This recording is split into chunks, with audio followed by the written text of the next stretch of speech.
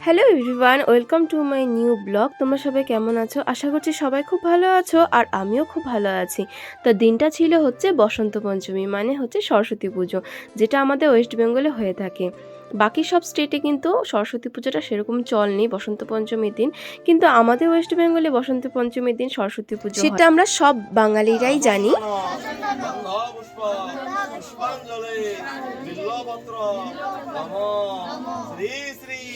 সরস্বতী দেবী ভাই নমঃ। আস্তে আস্তে নিচে দিতে হয়।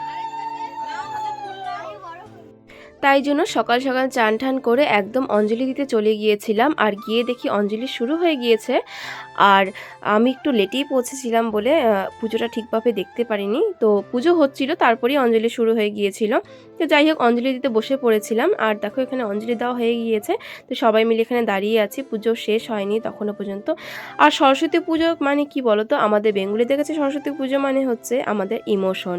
আর সরস্বতী পুজোর দিন একটা আলাদাই ইমোশন কাজ করে মনের ভিতরে।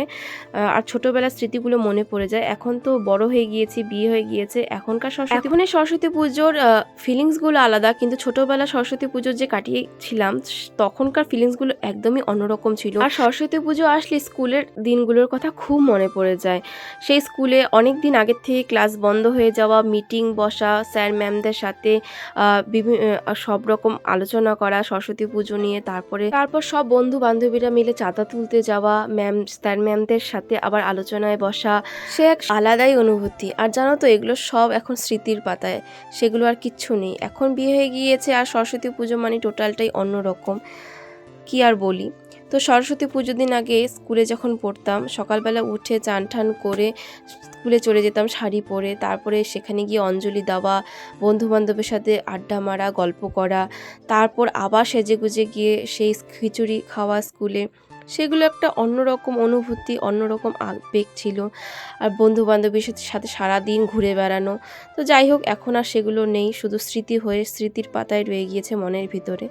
তো যাই হোক, দেখো অঞ্জলি দিয়ে তারপরে পুচকুটার সাথে গল্প করছিলাম। তারপরে বাড়িতে এসে আমাদের সকালবেলা খেতে হয় চিড়ে, গুড়, দই, উপরা, এই সমস্ত খেতে হয়। তারপরে সেগুলো খেয়ে লাঞ্চ করে দেখো আবার চলে গিয়েছিলাম আলিপুরদুয়ারে সেজেগুজে। আর গ্রামের রাস্তাটা দেখতেই পেলে কত সুন্দর লাগছিল।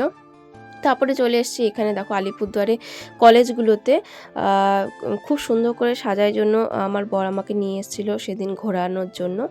তো খুব ভালো লাগে আলিপুরদুয়ারে, আমি প্রতিবারই ঘুরতে পারি। আর দেখো এখানে এই রাস্তাটাতে পুরো লাইট দিয়ে, এরকম লাইট দিয়ে কভার করেছে। আর এই ক্লাবটাতে দেখো মায়ের মূর্তিটা টোটালি আলাদা, টোটালি অন্যরকম, খুব সুন্দর লাগছিল দেখতে। তাই দেখছিলাম, পুরো সাজসজ্জাটা একদম অন্যরকম করেছে। আর তারপরে দেখো আমাদের বাঙালিদের সরস্বতী পুজো মানে আরেকটা জিনিস, সেটা হচ্ছে খিচুড়ি প্রসাদ। সেটা হচ্ছে ইনকমপ্লিট, সরস্বতী পুজোর দিন খিচুড়ি প্রসাদ না খেলে মনেই হয় না যে সরস্বতী পুজো। তো সেখানে খিচুড়ি প্রসাদ দিচ্ছিল, তো আমিও একটু খেয়ে নিয়েছিলাম।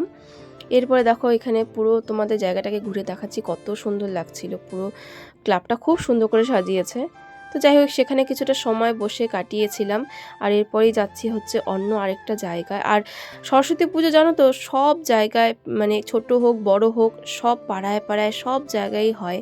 আর টাউনে তো আরও বেশি হয়। সবাই ছোট হোক বড় হোক, সবভাবেই সরস্বতী পুজোটা করতে চায় বা করে।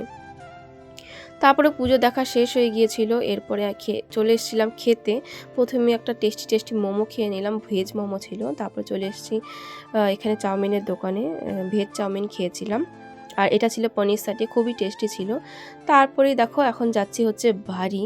আর বাড়ি ফেরার পথে একটা খুব সুন্দর একটা পুজো হয়েছিল।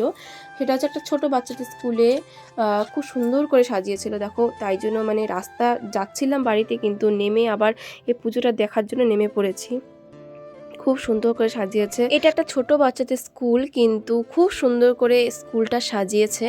আর মায়ের প্রতিমাটা দেখো কত সুন্দর লাগছিল, ক্যামেরাতে ঠিকঠাক আসছিল না, কিন্তু খুব সুন্দর লাগছিল। তো চলো, ভিডিওটা এই পর্যন্ত আজকের মতো। দেখা হচ্ছে নেক্সট কোনো ভালো ভিডিওতে। ততক্ষণ সবাই খুব ভালো থেকো, সবাইকে টাটা।